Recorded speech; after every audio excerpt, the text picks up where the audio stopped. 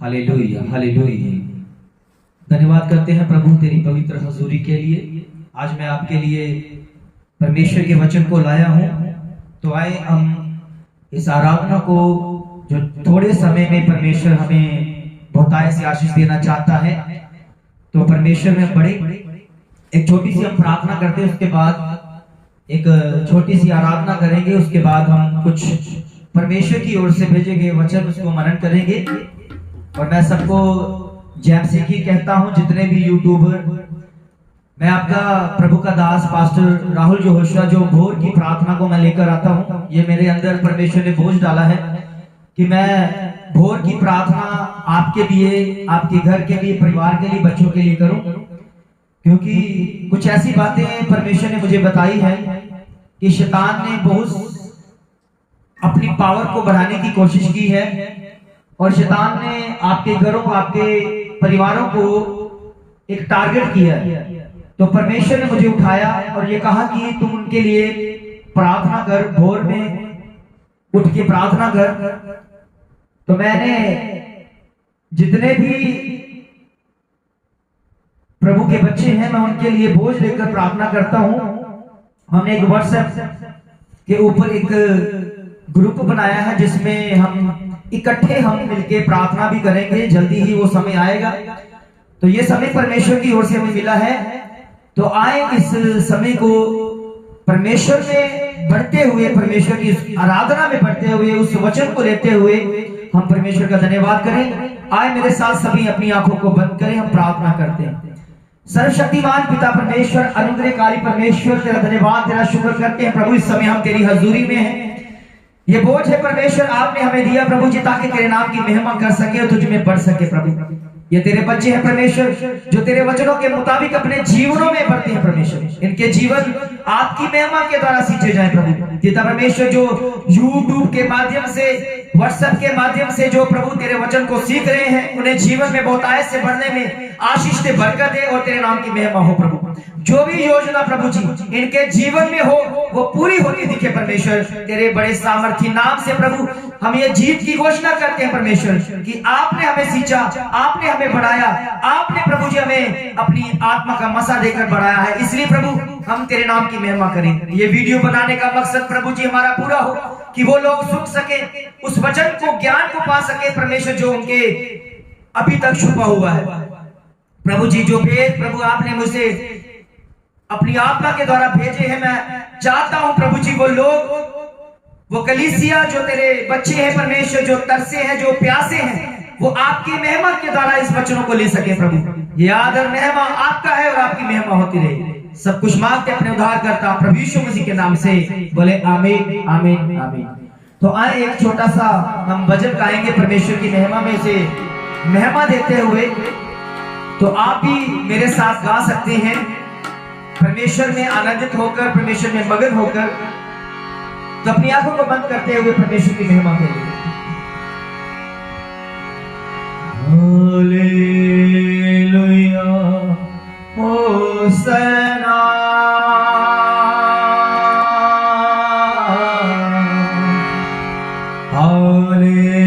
Hallelujah होसना, hallelujah होसना, hallelujah होसना, hallelujah होसना। आप भी गाएं, हालेलुया होसना, हालेलुया होसना। मिलके मिलके, हालेलुया होसना, हालेलुया होसना। बहन आप भी गाइए, भाई आप भी गाइए, हालेलुया होसना, हालेलुया होसना। सब मिलके हालेलुया होसना, हालेलुया होसना। आनंद के साथ मगन होते हुए हालेलुया होसना,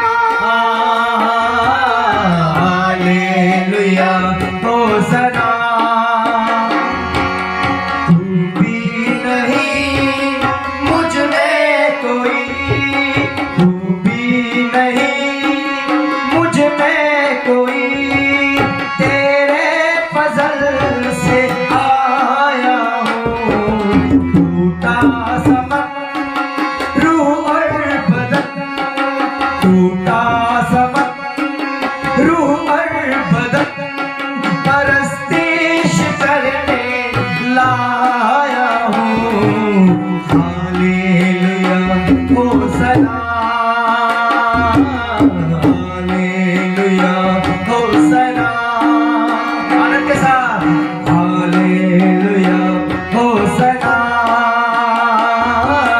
हालेलुया होसना। तू भी नहीं मुझ में कोई, तू भी नहीं मुझ में कोई, तेरे फजल से आया हूँ। Hallelujah होसना, hallelujah होसना। प्रभु का आत्मा आपको छू रहा है। प्रभु के बच्चों, आत्मा में भरते हुए गाएं, क्योंकि प्रभु का आत्मा हमारे बीच में, जब भी हम परमेश्वर के निकट होते हैं, परमेश्वर का आत्मा हमारे बीच में, क्योंकि वो अपने वादों का पक्का है। सब मिलके ओ हालेलुया होसना, हालेलुया होसना, हालेलुया होसना, हालेलुया होसना। अटकते नशीब मेरे मसीह, करता हूँ तेरी तज़ीरो तज़ीर। अटकते नशीब मेरे मसीह, करता हूँ तेरी तज़ीरो तज़ीर। अटकते नशीब मेरे मसीह, करता हूँ तेरी तज़ीरो तज़ीर। मुश्किलों का आका है तू, मुश्किलों का आका है तू, शुक्राने दिल से लाया हूँ। हालेलुया होसना, आनंद के साथ हालेलुया होसना, हालेलुया होसना, हालेलुया होसना, हालेलुया होसना। तू भी नहीं मुझ में कोई, तू भी नहीं मुझ में कोई, तेरे फजल से आया हूँ। टूटा समन रूह और बदन, टूटा समन रूह और बदन, परस्तिश करने लाया हूँ। Hallelujah होसना, hallelujah होसना, hallelujah होसना, hallelujah होसना। तू कमाल है, बेमिसाल है, खोए हुए कैसा जलाल है। तू कमाल है, बेमिसाल है, खोए हुए कैसा जलाल है। रूह की कलम से लिखे हुए, रूह की कलम से लिखे हुए, लबों पे तराने लाया हूँ। Hallelujah होसना, hallelujah होसना, hallelujah होसना, hallelujah होसना। तू भी नहीं मुझ में कोई, तू भी नहीं मुझ में कोई, तेरे फजल से आया हूँ। टूटा समन रूह और बदन, टूटा समन रूह और बदन, परस्तिश करने लाया हूँ। हालेलुया होसना। गाइए बहन, आप भी गाइए। प्रभु की महिमा कीजिए। है भाई आप भी गाइए प्रभु की महिमा के लिए। हालेलुया होसना, हालेलुया होसना, हाँ मिलके हालेलुया होसना, हालेलुया होसना, हालेलुया होसना, हालेलुया होसना, आत्मा में hallelujah होसना, hallelujah होसना, hallelujah होसना, hallelujah होसना, hallelujah होसना, hallelujah होसना, hallelujah होसना, hallelujah होसना। धन्यवाद प्रभु तेरे हजूरी के लिए, तेरी भरपूरी, तेरी ताकत के, तेरे अनुग्रह के लिए, तेरे विश्वास के लिए प्रभु तेरा धन्यवाद करते हैं। Hallelujah hallelujah hallelujah hallelujah hallelujah. प्रभु का धन्यवाद करते हैं उसकी हजूरी में आत्मा में भरते हुए परमेश्वर की महिमा के लिए। तो आए हम परमेश्वर में एक वचन को मनन करते हैं। परमेश्वर की महिमा के लिए एक वचन को मानते हैं, परमेश्वर के महिमा के लिए उसी वचन को सीखते हैं। प्रभु के बच्चों, कई बार आपने बाइबल को एक धर्म के साथ जोड़ा होगा, और कितने लोग हैं बाइबल को एक धर्म के साथ जोड़ देते हैं। मैं आपको बताना चाहता हूं कि बाइबल धर्म की पुस्तक नहीं। एक मनुष्य अगर परमेश्वर का खोजी है, तो अगर कोई ऐसी धार्मिकता के साथ ऐसी धार्मिक पुस्तक को ले लेता है जिसमें परमेश्वर का मन है, जिसमें परमेश्वर का वचन है, जिसमें परमेश्वर का ज्ञान है, तो अक्सर उसे लोग धर्म के साथ जोड़ देते हैं।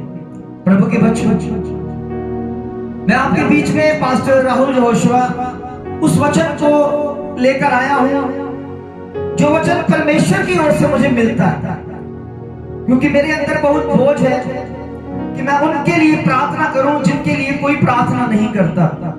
मैं उनके लिए अपनी रात को त्यागता हुआ प्रार्थना करूं जिनको कोई भी पूछता नहीं, क्योंकि हमारा परमेश्वर उसको सबका ज्ञान है, उसको सबका ध्यान है। वो चाहता है कि हर एक बच्चा जो उसको बनाया हुआ है वो उसकी महिमा करे, उसकी प्रस्तुति करे। तो कितने लोग हैं इस बाइबल को एक धर्म के साथ जोड़ देते हैं और कहते हैं कि ये एक धर्म की पुस्तक है। प्रभु के बच्चों, मैं आपको बताना चाहता हूं कि ये धर्म की पुस्तक नहीं है। क्या नहीं है? धर्म की पुस्तक नहीं है। ये ज्ञान आपको होना चाहिए कि हम किसी धर्म, किसी मजहब, किसी जाति से ताल्लुकात नहीं रखते, हम परमेश्वर से ताल्लुकात रखते। हमारा संबंध सीधा परमेश्वर से, और परमेश्वर को मानने के लिए हमें किसी धर्म की जरूरत नहीं, क्योंकि हमारे अंदर बोझ है, प्यासे है, खोजी है। जब हम परमेश्वर को पाना चाहते हैं तो इसमें कोई धर्म का कोई लेखा देखा नहीं, कोई लेना देना नहीं है। तो इसलिए जब परमेश्वर का मन हमें बाइबल के रूप में मिलता है तो हम किसी धर्म के साथ नहीं जोड़ सकते। ये वास्तव में ये बाइबल क्या है? बाइबल एक नक्शा है। क्या है? सब बोले क्या है? नक्शा। बाइबल एक नक्शा है प्रभु के बच्चों। बाइबल धर्म की पुस्तक नहीं, बाइबल एक नक्शा है। क्यों नक्शा है? मान लीजिए कि आपको मैं बोलूं कि आपने अगर चाइना में जाना तो चाइना के लिए आपको क्या लेना पड़ेगा? चाइना का नक्शा चाहिए। यानी कि आपको चाइना जाते वक्त आपको चाइना का नक्शा चाहिए।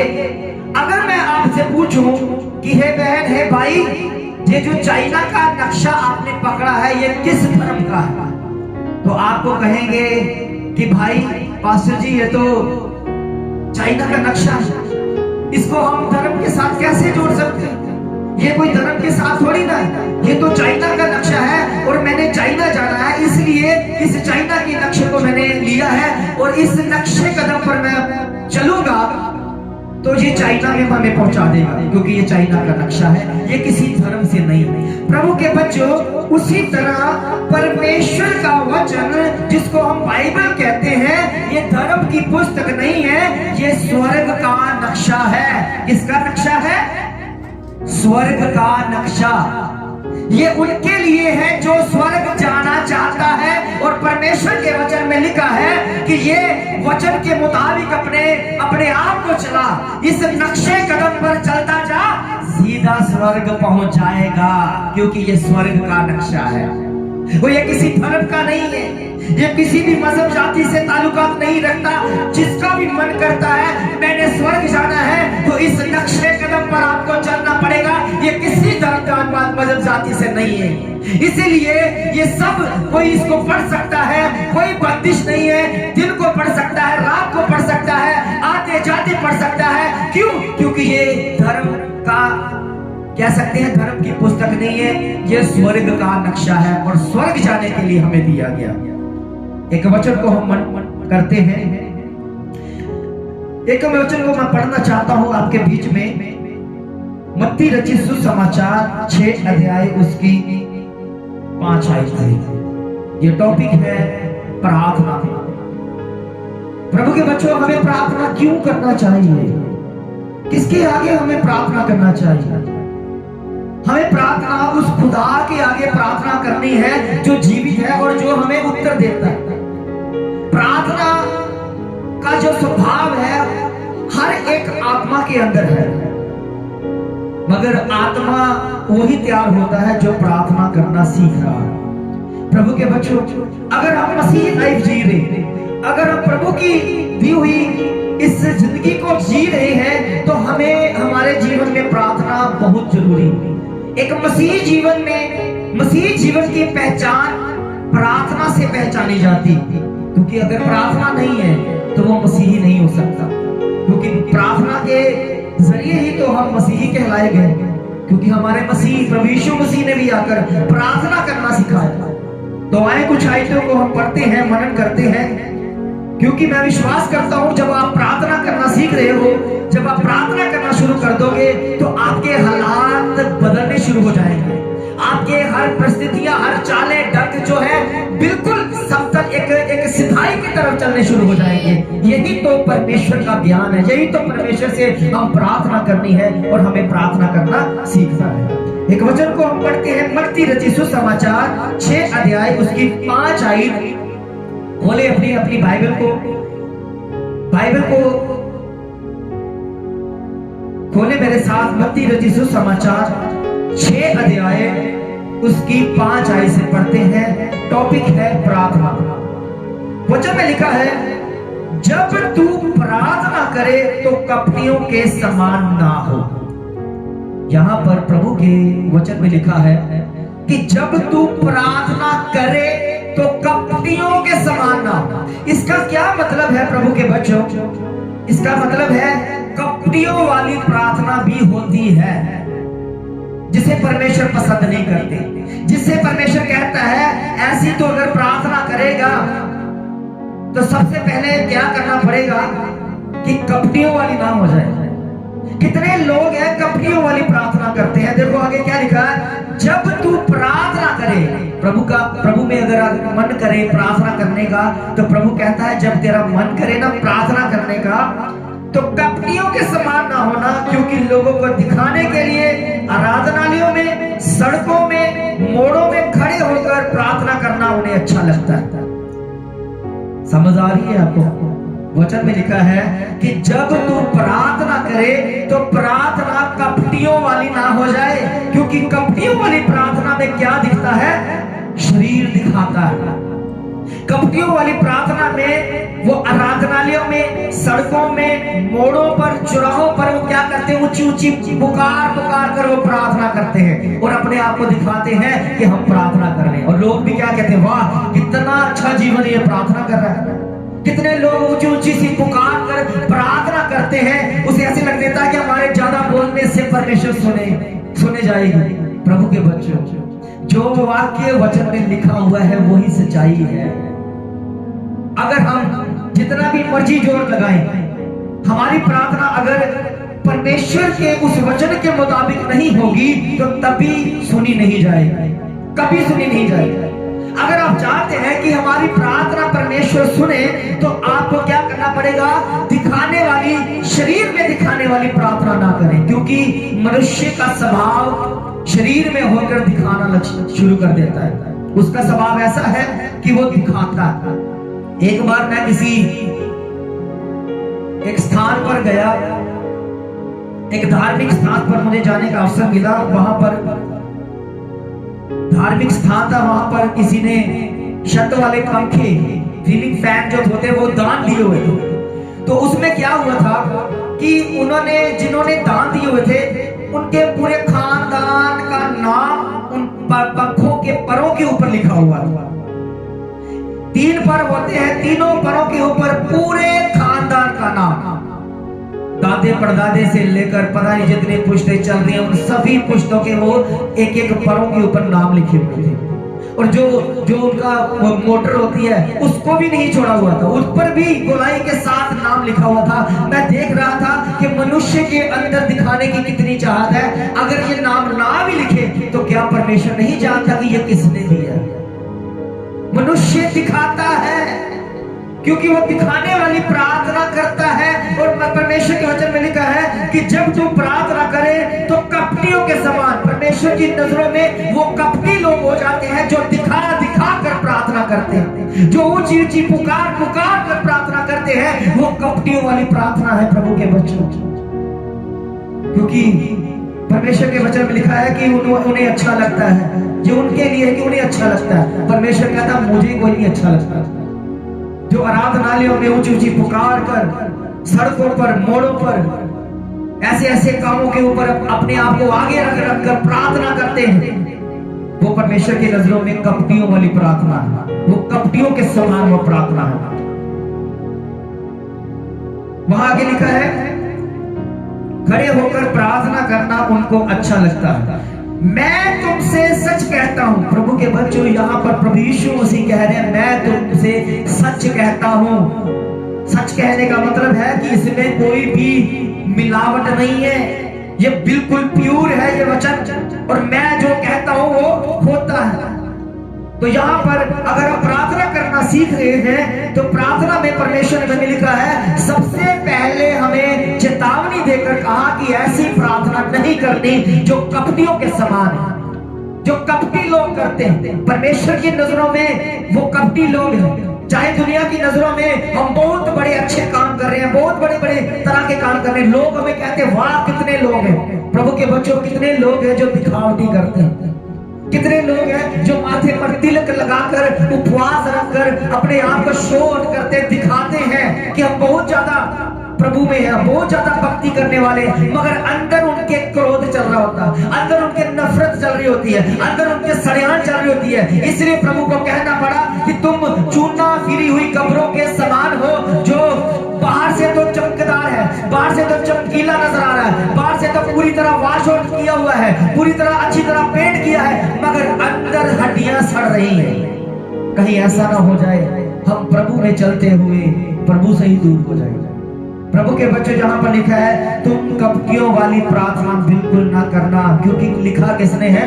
प्रभु यीशु मसीह ने। अगर फिर भी हम करते हैं तो समझ लेना कि ये कपटियों वाली प्रार्थना ये बिल्कुल भी परमेश्वर सुनेगा नहीं, क्योंकि जो दिखावा करते हैं, जो दिखावापन से अपने आप को लेकर आते हैं, वो कभी भी परमेश्वर की हजूरी में बढ़ नहीं सकते, क्योंकि वचन में लिखा और आगे लिखा, मैं तुमसे सच सच कहता हूं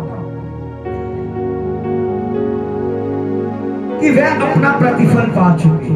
देखा, जो शरीर में बोएगा वो शरीर में काटेगा, शरीर में उनको प्रतिफल मिल जाएगा, मगर स्वर्ग के लिए उनके लिए कुछ नहीं होगा, क्योंकि उन्होंने स्वर्ग के लिए, स्वर्ग के कामों के लिए कुछ नहीं किया। प्रार्थना भी की दिखावीपन से, प्रार्थना भी तभी की कि जब हम कोई दिखाने के लिए करते हैं।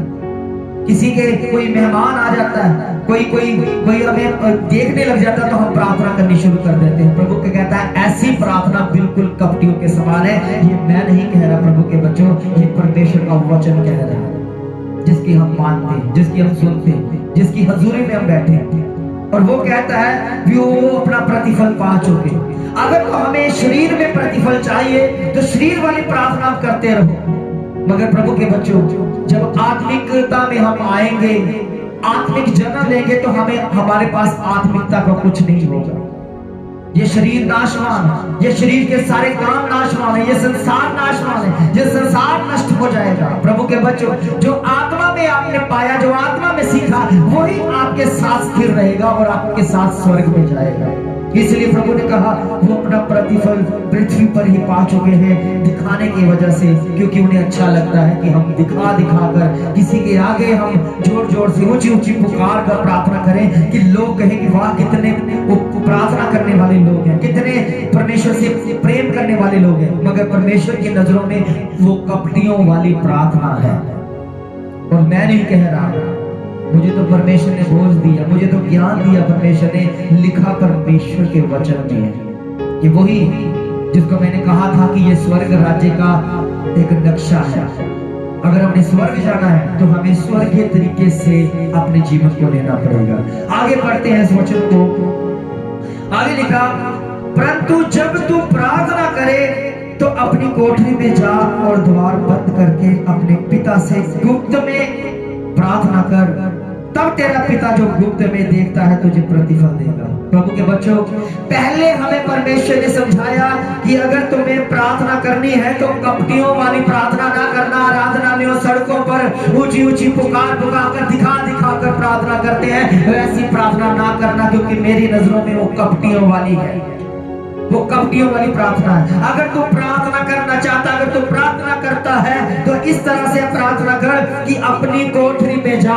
ये कोठरी क्या होता है प्रभु के बच्चों? कई बार हम समझ लेते हैं कि ये कोठरी कोई एक कमरा, ऐसा नहीं है प्रभु के बच्चों। वचन आत्मिक है, आत्मिकता के द्वारा हमें मिला है और आत्मिक जन्म पाकर हमें मिला है। प्रभु के बच्चों, आपकी कोठरी आपके शरीर के अंदर है, जिसे परमेश्वर कहता है, जिसको आत्मा में जीना आ जाता है, आत्मा में प्रार्थना करना आता है, वो अपनी कोठरी में जाए जो भीतर है, जो हमारे शरीर के अंदर है, उसे परमेश्वर कहता है कोठरी। और वहां पर परमेश्वर के वचन में लिखा है, परंतु जो तू प्रार्थना करे तो अपनी कोठरी में जा। अपनी कोठरी, किसी की कोठरी में मत जा। हम कई बार किसी की कोठरी में चले जाते हैं। कैसे? हम कहने लगते हैं वो पापी है। प्रार्थना का हम कर रहे हैं, देखो प्रभु हमें तसल्ली चाहिए, देखो वो प्रार्थना नहीं करता, वो दिन रातों में सोता रहता है, दिन रात परमेश्वर से नहीं मिलता, मैं तेरे लिए आगे बढ़ता हूं, मैं बाइबल पढ़ता हूं, मैं सब कुछ। हम किसी की कोठरी में जा रहे हैं, हम किसी को जांच रहे हैं, हम किसी की लाइफ में एंटर्स कर रहे हैं। प्रभु के बच्चों, ये परमेश्वर का वचन है। प्रभु का वचन इसीलिए लिखा है, जब तू प्रार्थना करे तो अपनी कोठरी में जाना है। हम अगर प्रार्थना करते हैं तो किसी की कोठरी में चले जाते हैं, किसी के भीतर चले जाते हैं, उसके मन में क्या है, विचार क्या है, उनको बाहर लेके आने जाते हैं। वो देखो प्रभु मेरे लिए वो षड्यंत्र रच रहा है, मेरे लिए वो क्रोध करता है, इनके अंदर प्रेम नहीं है। तुझसे हमें पता है कि तुझसे प्रेम नहीं करता है, क्योंकि इनके अंदर बुरे बुरे विचार है। उनके अंदर विचार आपको कैसे पता है? आपको तो अपनी पता होना चाहिए। आपको तो पता होना चाहिए कि मैं बुरा हूं प्रभु, मेरे अंदर गलत विचार है, मुझे ठीक कर, मुझे प्रार्थना की जरूरत है। इसीलिए प्रभु ने कहा, जब तुम प्रार्थना करो तो अपनी कोठरी में जा। अपनी कोठरी में जाकर, अपने भीतर जाकर। अब समझ में आया कोठरी क्या होता है? कई लोग कोठरी को समझ लेते हैं कि कोई स्पेशल रूम है। प्रभु की हजूरी जहां पर भी हम बैठ जाते हैं वहीं पर हो जाती है। प्रभु के वचन में लिखा है, अपने भीतर जा, कोठरी में जा। और वचन में लिखा है, द्वार को बंद कर। द्वार बंद करने का क्या मतलब होता है? द्वार बंद करने का मतलब है जैसे हम रूम का एक द्वार बंद करते हैं, इसलिए करते हैं कि हम अंदर से बाहर ना जा सके और बाहर से अंदर ना आ सके, इसलिए क्या करना है? द्वार बंद। उसी तरह आपकी कोठरी में आपके भीतर एक ऐसा स्थान है जिसको बंद करना है, उस द्वार को बंद करना है, ताकि आपके विचार, आपकी सोचें जो परमेश्वर में है वो बाहर ना आ सके और बाहर की चीजें, बाहर का संसार अंदर ना आ सके। जब कई बार मैंने प्रार्थना करता है कि लोगों को सुना, वो ऐसे प्रार्थना करते हैं, हे परमेश्वर मेरे लिए घर का इंतजाम कर, मेरे पास घर नहीं है, जायदाद नहीं है, बच्चे नहीं है, वो मेरे साथ ऐसा नहीं है, वैसा नहीं है, मुझे पैसों की जरूरत है, मुझे जॉब की जरूरत है, मुझे गाड़ी की जरूरत है। ऐसी प्रार्थना वो करना शुरू करते हैं। प्रभु के बच्चों, प्रभु ने कहा है कि इस चीजों को जो तुम्हारी जरूरत है मांगने की जरूरत नहीं है।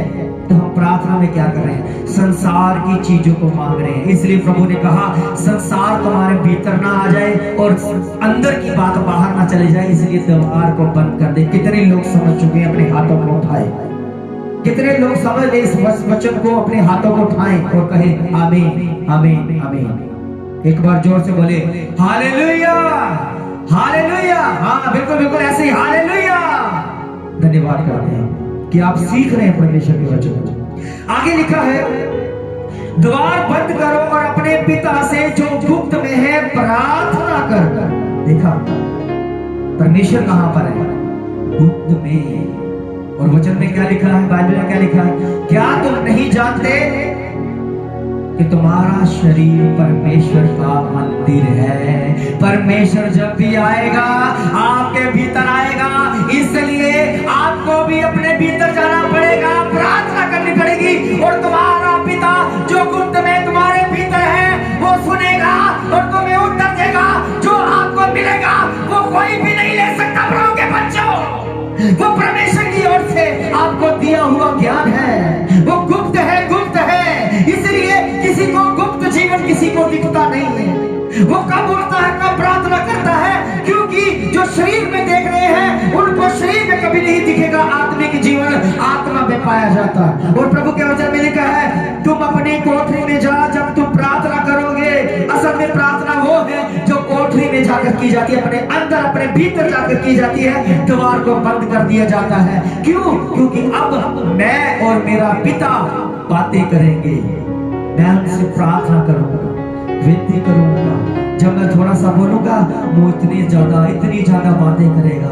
मेरे ऊपर अपना आत्मा का भंडार उड़ेल देगा, अपना ज्ञान का भंडार उड़ेल देगा और मैं ज्ञानवान हो जाऊंगा, मैं बुद्धिमान हो जाऊंगा, क्योंकि मैंने परमेश्वर से सीखा है, मैंने संसार से नहीं सीखा। इसलिए प्रभु के वचन में लिखा जब तू प्रार्थना करो तो अपने भीतर कोठरी में जा और द्वार को बंद कर। इसलिए द्वार को बंद करना बहुत जरूरी है प्रभु के बच्चों। संसार की चीजें, संसार का वातावरण तुम्हारे अंदर ना आ जाए, क्योंकि संसार का सरदार भी आपके साथ आ जाएगा। अगर संसार की बातों को मन लगाते रहोगे तो संसार का सरदार भी आपके अंदर आएगा।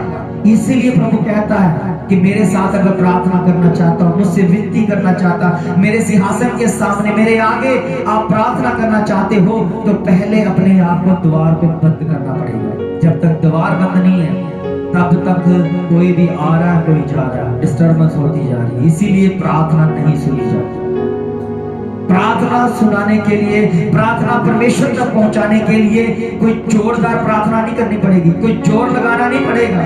हमारा परमेश्वर हमारे अंदर से जानता है और वो चाहता है कि कौन मेरा बच्चा मेरे अपने भीतर आए, मुझसे मुलाकात करे और द्वार को बंद करे। प्रभु के बच्चों, आज के बाद प्रार्थना करोगे तो द्वार को बंद करना ना भूलना। द्वार को बंद करने का मतलब संसार की बातें, संसार का वातावरण, संसार के कोई काम या कोई ऐसी चीजें आपके भीतर ना आ जाए। केवल आप और आपका परमेश्वर आपके साथ बात करेगा। आगे लिखा है तब तेरा पिता जो गुप्त में है देखता है। देखा, परमेश्वर पिता गुप्त में है, वो बाहर नहीं दिखेगा। लोग बाहर को ढूंढते हैं, पहाड़ों में ढूंढते हैं, नदियों में, नालों में, ऊंची ऊंची गुफाओं में ढूंढते हैं, मगर वहां पर हमारा परमेश्वर नहीं है। हमारा परमेश्वर हमारे भीतर रहता है। बोले आमीन।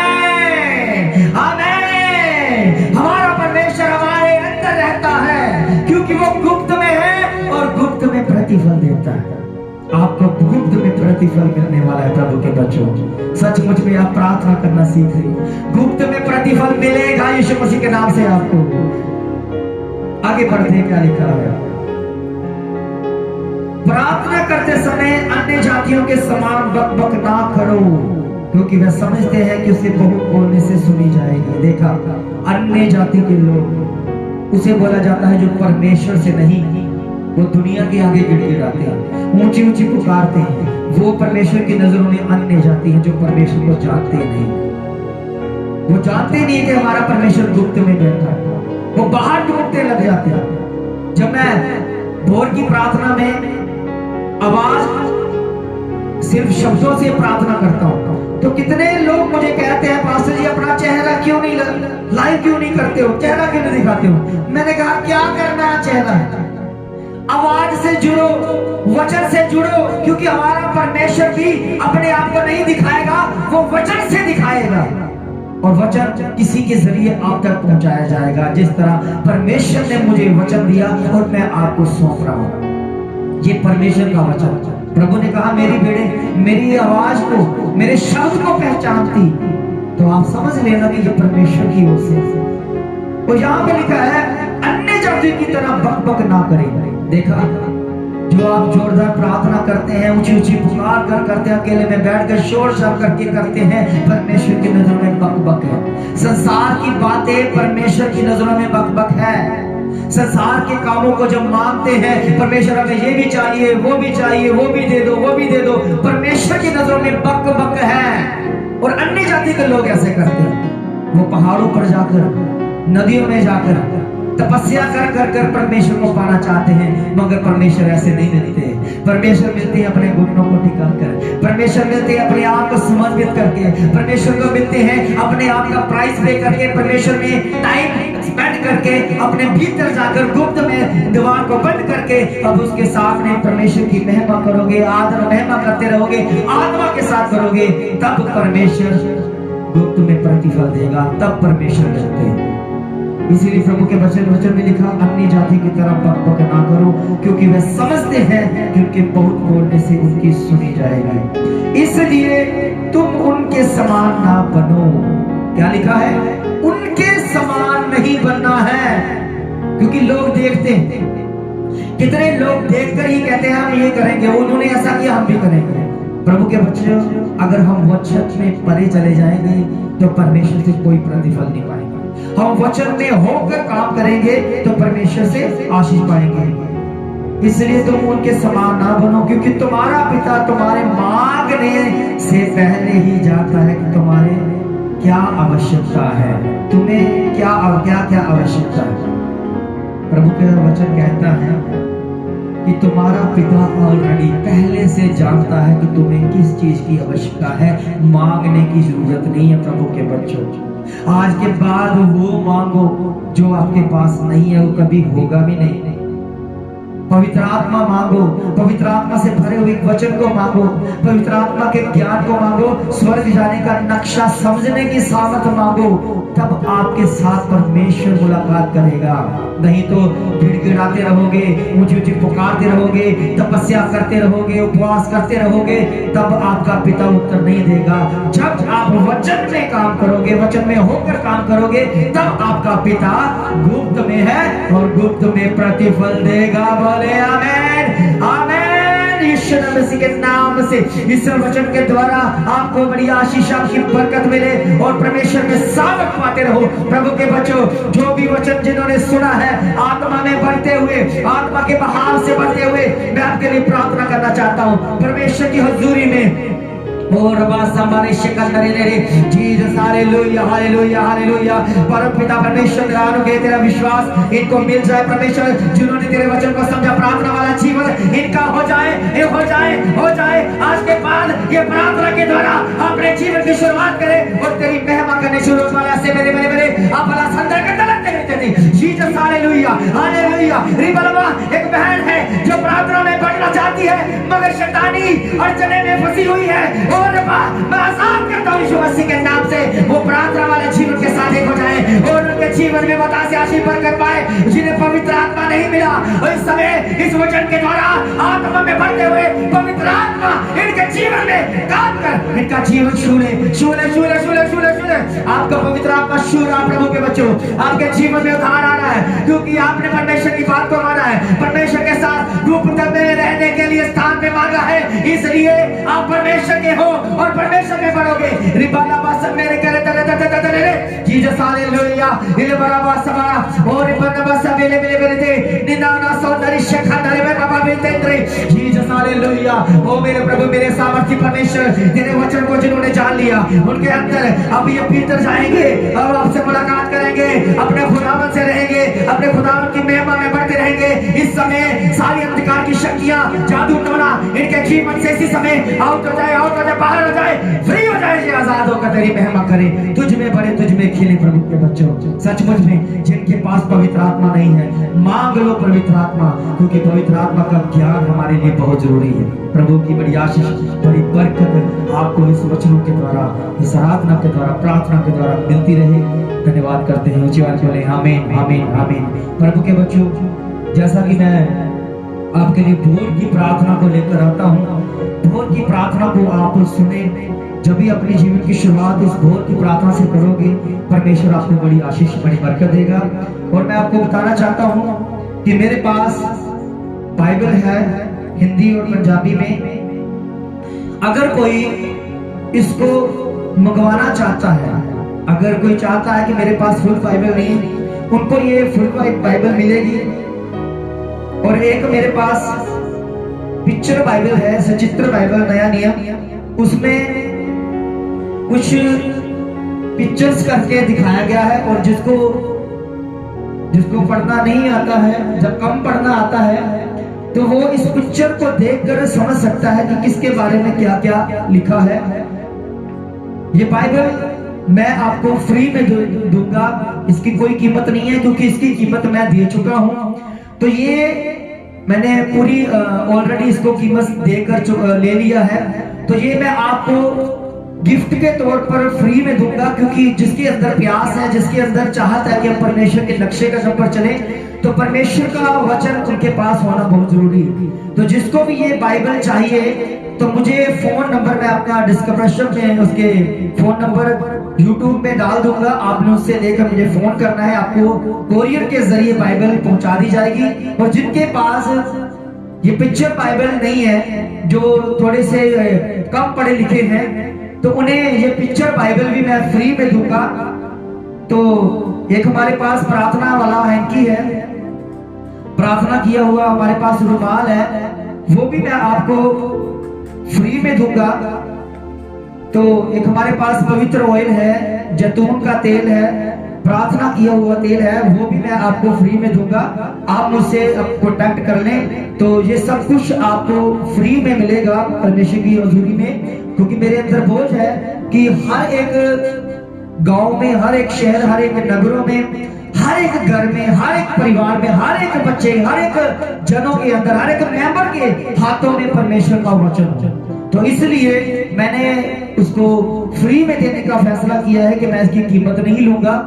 तो आपने क्या करना है कि मुझे फोन करना है, अगर किसी को चाहिए ये बाइबल, हिंदी में चाहिए, पंजाबी में चाहिए, जहाँ किसी इंग्लिश में चाहिए, वो भी आपको मैं प्रोवाइड करके दूंगा। एक हैंकी प्रार्थना करके आपको मिलेगा, एक थोड़ा सा ऑयल आपको मैं दूसरी बोतल में डालकर भेजूंगा कोरियर के जरिए। तो आपने फोन करना है और अपना एड्रेस पिन कोड के साथ लिखवाना है, आपको ये बाइबल, ये सामान जो है आपके घर में पहुंच जाएगा। तो ये इसकी कोई कीमत नहीं है, ये हम फ्री में देने वाला हूँ। परमेश्वर आपको बड़ी आशीष बड़ी बरकत दे। इसी तरह जब भी मुझे समय मिले तो आपके लिए मैं एक वचन का एक टॉपिक बनाकर उसको मैं दिया करूंगा, आप उसे सुने, परमेश्वर में बहुत ऐसे फलवंत हो और बोर की प्रार्थना में जुड़े रहे। अपने भाई, अपने रिश्तेदार, अपने बहनों को, भाई बहनों को भी बोर की प्रार्थना के बारे में बताएं, प्रार्थना कर दे उनके लिए भी। तो हम एक जल्दी ही एक ग्रुप बनाएंगे जो केवल प्रार्थना का ग्रुप होगा। तो जितने भी परमेश्वर की हुजूरी में बढ़ना चाहते हैं प्रार्थना में, तो हम एक ऑनलाइन कोई सिस्टम बनाएंगे। तो प्रार्थना के माध्यम से हम एक दूसरे के साथ जुड़ेंगे।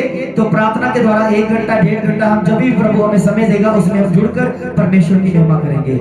सबको इस वचन के द्वारा बड़ी आशीष बड़ी बरकत दे। सबको जय मसीह की आमीन आमीन।